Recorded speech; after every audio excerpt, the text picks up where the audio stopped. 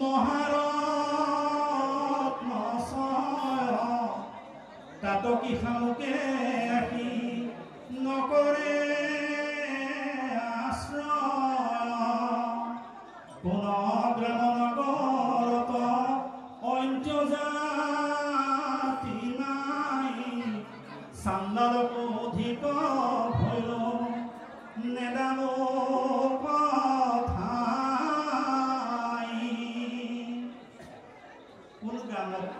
সাগৰত জানো শামুক থাকে সাগৰত শামুক থাকে তাতেতো মণিক থাকে সংঘ থাকে সকলো থাকে কোনখন গাঁৱততো অন্তৰ্জাতি নাই ইমান চান্দালতকৈ অপবিত্ৰ হ'লে অকণমান ঠাই নিদিয়ে অকণমান তুমি ঠাই দিয়ে মই তাতে থাকিম মই কেতিয়াও সেই জেগাৰ পৰা নাযাওঁ অনিপতি বুলন্ত কলি তোক দিলো থান জৈত খেলৈ যোৱা পাখা কৰৈ মদ্যপান স্ত্ৰী পঞ্চ সোণা গৃহ স্থিৰতা কৈ জৈত সবান্ধৱে সতী তুমি বংশ গয়া তাত এইকেইটা বস্তু দিয়া আছে কিকেইটা জেগা জৈত খেলে যোৱা পাখা কৰৈ মদ্যপান যোৱা পাখা মদ্যপান আৰু পঞ্চ সোণা পাপত পতিত স্ত্ৰী এইকেইটা য'ত থাকিব হয় তাতে থাকা একেবাৰে পৰিস্থিতি কিন্তু খাটানি কৰি দিছে এইকেইটা জেগাত তুমি থাকিব পাৰিবা জেগা দিছে যোৱা খেল পাখা খেল মদ্যপান এই জেগাত সকলে যদি ভকত নাযায় কিন্তু কলিয়ে যেফালে আহিব নোৱাৰে কলি নাই কলিয়ে কেতিয়াও কাকো খেদি গৈ আমনি কৰা নাই আপুনি যদি কিবা কাৰণত সেই জেগাডোখৰলৈ গৈছে তেতিয়া ভাগৱতেও কৈছে ময়ো বচাব নোৱাৰিম মানে তেওঁ জেগা দিয়া হৈছে তোমাৰ মনত সেই জেগাডোখৰ গ'ললৈ যোৱাৰ লগে লগে পৰিয়ালটো বৰ ডাঙৰ লোভ মোহ কাম ক্ৰোধ দম্ভ দস্যু অহংকাৰ এই গোটেই বস্তুখিনি আপোনাৰ শৰীৰত আছে ই আপোনাৰ এই অংগবিলাকক বহাই দিব পাবল্যতাটো বহাই দিব যেতিয়া আপুনি মদ্যপান কৰিব আপোনাৰ সেই ঋতুবিলাক অট'মেটিক বৃদ্ধি হৈ যাব গতিকে আপোনাৰ সেই ঋতুবিলাকে বেছিকৈ ক্ৰিয়া কৰিবলৈ আৰম্ভ কৰিব আপোনাৰ দুটা ৰাস্তা আছে যিটো একেটা ৰাস্তাৰে আপুনি পূব ফালেও যাব পাৰিব পশ্চিম ফালেও যাব পাৰিব যিটো ৰাস্তাৰে মনত ৰাখিব যিটো ৰাস্তাৰে ধৰ্মক পায় সেই ৰাস্তাটোৱে অধৰ্মকো পায় চাবচোন যিটো ৰাস্তাৰে আমি ডিমৌলৈ যাওঁ সেইটো ৰাস্তাৰে ৰূপলৈ যায় খালি মুখখন ঘূৰাই দিলে হ'ল নহয় জানো মই এফালে গ'লে ডিমৌ পাম মুখখন ঘূৰাই দিলে ৰাস্তা একেটাই থাকিব আমি ঈশ্বৰৰ ফালে যদি নাযাওঁ কলি থকা জেগাত নিজা নিজে খালি মুখখন ঘূৰাই দিওঁ সেইকাৰণে কৈছে তুমি কলি থকা জেগাডোখৰলৈ নাযাবা ঈশ্বৰৰ ফালে মুখখন ঘূৰাই দিবা তেতিয়া তোমাৰ কি লাভ হ'ব তোমাৰ শৰীৰত যিকেইটা আছে কাম ক্ৰোধ লোভ মোহ দম্ভ দস্যু অহংকাৰ এইবিলাক লাহে লাহে সুপ্ত হৈ থাকিব শেষ হৈ নাযায় কেলে শেষ হৈ নাযায় কাৰণ এই যে আমাৰ কাম ক্ৰোধ লোভ মোহ দম্ভ দস্যু অহংকাৰ বাকী 10 ইন্দ্ৰিয় যে আমাৰ শৰীৰত আছে পঞ্চ জ্ঞানেন্দ্ৰিয় পঞ্চ কৰ্মেন্দ্ৰিয় এইবিলাকৰ উৎপত্তি স্থল ক'ত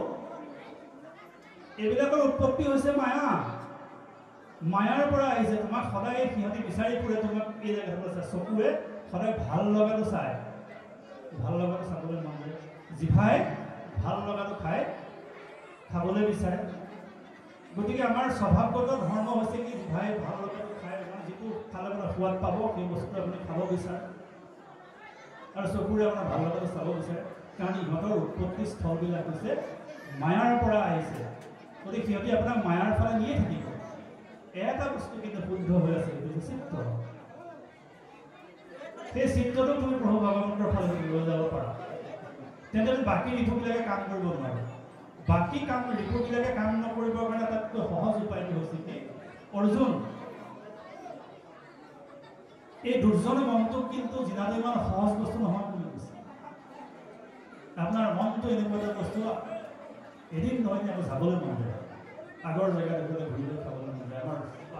জিভাত সেই সোৱাদটো এতিয়াও পৰি আছে। তেতিয়া অৰ্জুনক কৈছে কৃষ্ণই, তোমাৰ খুব মন যাব, কিন্তু মনটো তুমি কেনেকৈ কণ্ট্ৰল কৰিবা? লাঠিডাল লৈ মনটো কিন্তু কণ্ট্ৰল নকৰিবা, তুমি নোৱাৰিবা। মন বৰ দুৰ্জন, আমাৰ মনটোক শাসন কৰাৰ দুটা ৰাস্তা আছে, সকলোৱে পাৰিব, সেই কামটো কৰিলে হ'ব। মনটোক দমন কৰিবৰ কাৰণে একমাত্ৰ ৰাস্তাটো হৈছে পোনপ্ৰথমে ক'ব বিচাৰিছোঁ, অভ্যাসৰ যোগেদি তোমাৰ মনটো দমন কৰিব লাগে।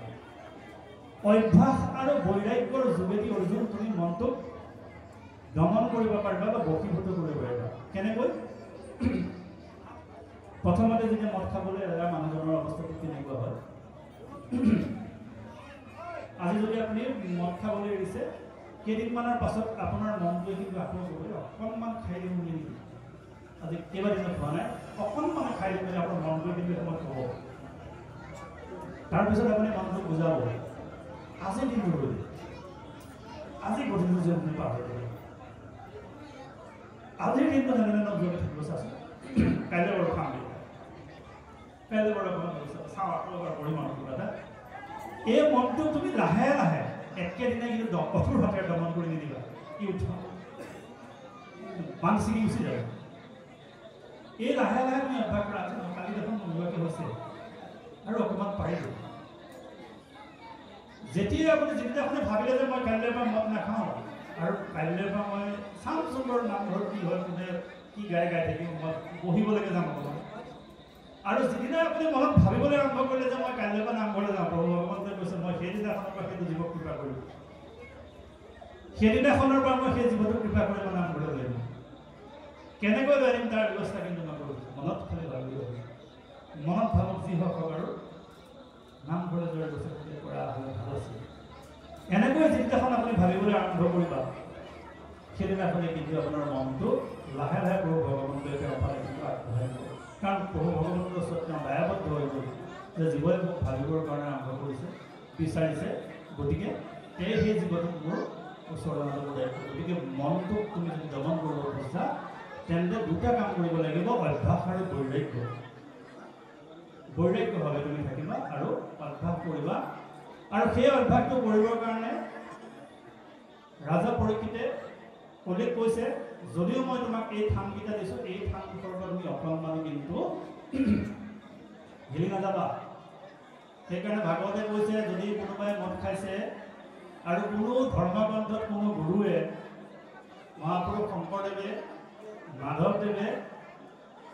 কোনো মানুহকে মদ খাবলৈ বাধা দিয়া নাই,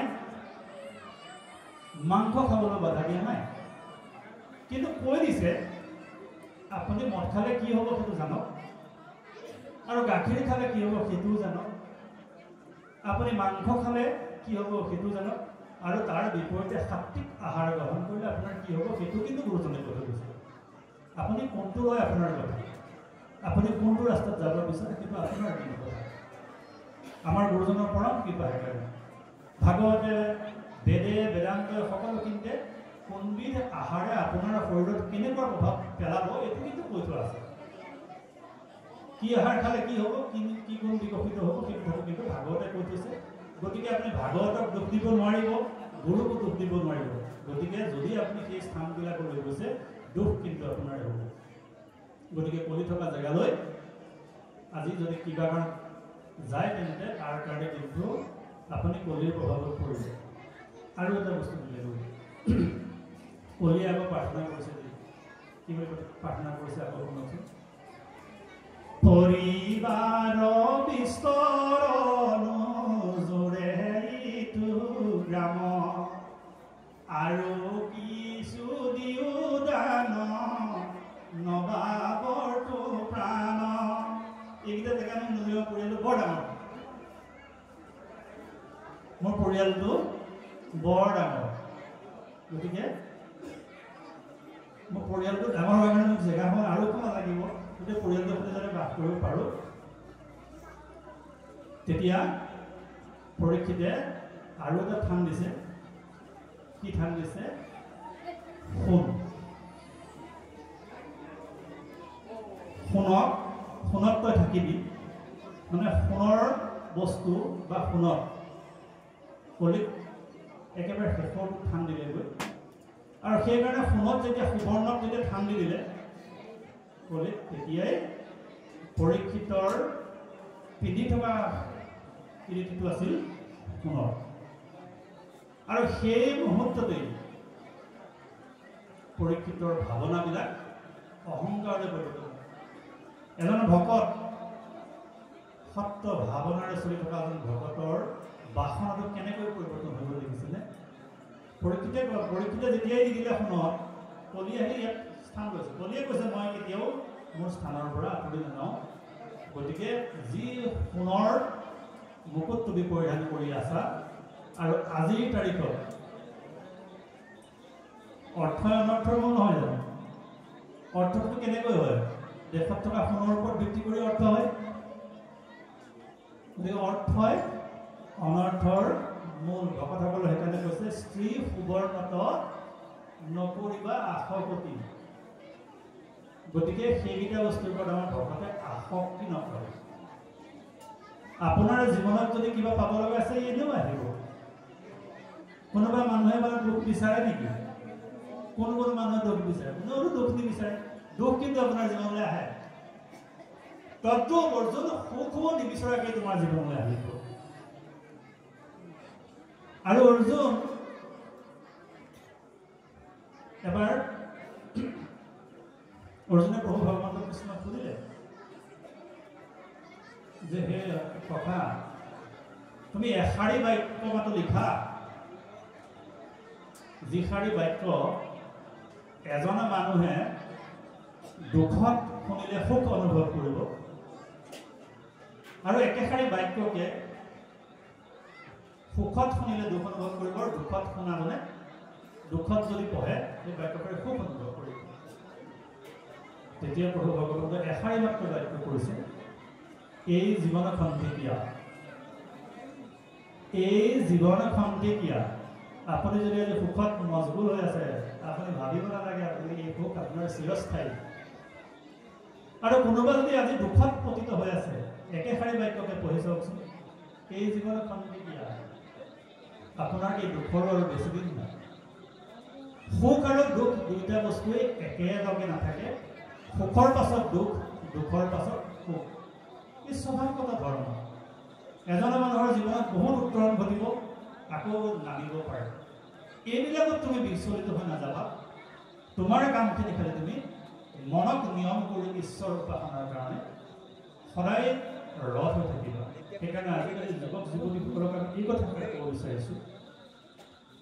যদি আপোনালোকে যুৱক যুৱতীসকল এদিন দুদিনকৈ হ'ল এনেধৰণৰ ভাগৱত অনুষ্ঠানবিলাকৰ মাজে মাজে অহাৰ ব্যৱস্থা ভাগৱতে তেওঁলোকক চাফা কৰি দিব সত্যৰ শুদ্ধ এই পৰিস্ফুট এই পুৰাণৰ সূৰ্য বেদ বেদান্তৰ সাৰ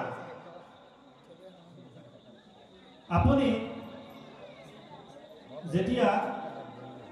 মৌ পান কৰিলে আকৌ বেলেগে গৈ ফুলৰ ৰস খোৱাৰ কিবা প্ৰয়োজন আছে নেকি সমস্ত ফুলৰ ৰস আনি কিন্তু মৌ হিচাপে থৈ দিছে মৌচাক বনাই দিছে এই মৌ খোৱাৰ পাছত আকৌ বেলেগে আপুনি ফুলৰ মৌ খোৱাৰ কোনো ফুলৰ ৰস খাবলৈ আপুনি যাব নালাগে আমি ডাঠিনি ক'ব পাৰিম আৰু উত্তৰ আমাৰ অগ্ৰচকৰৰ কাৰণে দুখ হৈ যাব যদিহে কিবা কাৰণে আপোনালোকে আমাৰ যুৱক যুৱতীসকলৰ নামঘৰ আনিব পৰা নাই এইটো আমাৰ বিফলতা কিন্তু পিতামহ ভীষ্মক কৈছিল পিতামহ দ্ৰৌপদীৰ ৰহস্যৰ অৱস্থাত তুমি প্ৰতিবাদ কৰিবা নে নকৰা যদি প্ৰতিবাদ নকৰা পুৰলৈ কিন্তু তোমাক পৃথিৱীয়ে মনত ৰাখিব বেলেগ ধৰণে মনত ৰাখিব আমি একেখন জাহাজতেই গৈ আছো ধৰি লৈছো আমি ওপৰ মহলত আছো কিছু মানুহ তলৰ মহলত আছে 10 মহলীয়া জাহাজ এখন আমি একেবাৰে ওপৰ মহলত আছো ধৰি লৈছো কিছু লোক আছে একেবাৰে তলৰ মহলত জাহাজত পানী খোৱাৰ ব্যৱস্থা একেবাৰে ওপৰ মহলতে আছে কিন্তু পানীটো ওপৰৰ পৰা খাব লাগিব এই তলৰ ব্যক্তিসকলে আমি ওপৰলৈ গৈ গৈ পানী নাখাওঁ কিয় আমাৰ তলতে পূজা এটা কৰি দিওঁ জাহাজখনতে পূজা এটা কৰি দিওঁ ভৰিত ইয়াতে খাওঁ পানীটো তেতিয়া কোন মৰিব বাৰু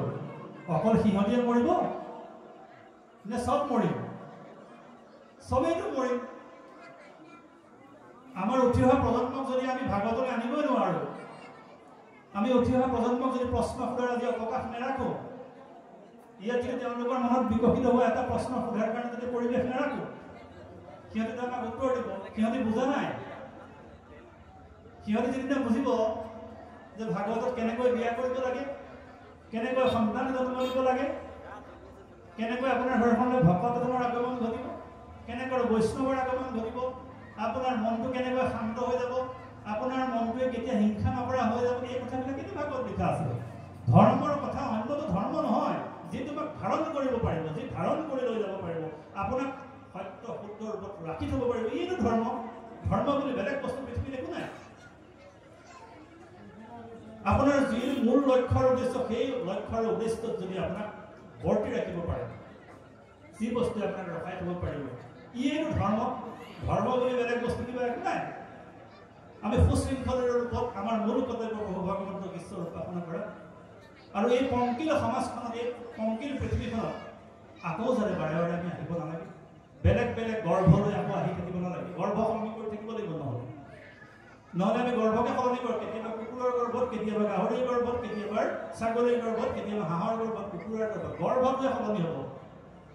চলিয়ে থাকিব কিন্তু ভাগৱতে এটা ৰাস্তা দেখুৱাইছে যিটো ৰাস্তাৰ যোগেদি আপোনাৰ গৰ্ভ নালাগে ল'ৰাটো বোলে জন্ম হৈছে কেলে জন্ম হ'ল মৰিবলৈ মানুহটো মৰিল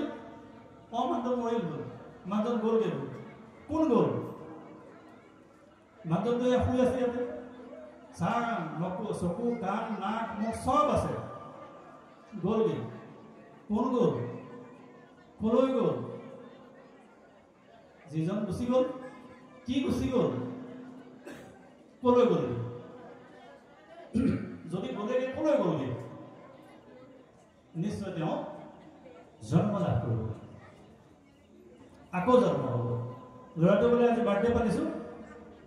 ইয়াৰ মৰিবলৈ এবছৰ আছে এবছৰ আয়ুসকাল এবছৰ কমিল উদযাপন কৰক সদায় লাগে তোমাৰ আয়ুসকাল এবছৰ কমিল কি পাৰিবনে হয় এটা কথা আপুনিতো সেইটো বঢ়াব পৰা নাই বাউণ্ডেৰীটো চিম কাৰ্ডৰ যিটো আপোনাৰ বেলেঞ্চটো আপুনি একেই ৰাখিছে প্ৰিপেইড চিম কাৰ্ডৰ যিমানটো স্কিম আছে স্কিমত যিমানদিন থাকিব আৰু আপুনি টপ আপ কৰিব নোৱাৰে গতিকে আপুনি জন্মদিন উদযাপন কৰিছে মানে আপুনি মৰিবলৈ বছৰ কমিল আৰু এবছৰ গ'ল তোমাৰ সেইটো বঢ়াব নোৱাৰে আপুনি গতিকে জন্ম মৃত্যু দুখ সুখ এইবিলাকত জানো মানুহ লাগি থাকিব লাগে লাগি থাকিব নালাগে কি ওচৰে চিৰাচৰিতভাৱে গৈ থাকিব জীৱনটো কলৈ গ'ল মই প্ৰশ্ন যিটো সুধিছিলে আজি বিজ্ঞানে প্ৰমাণ কৰিছে যে জীৱই যেতিয়া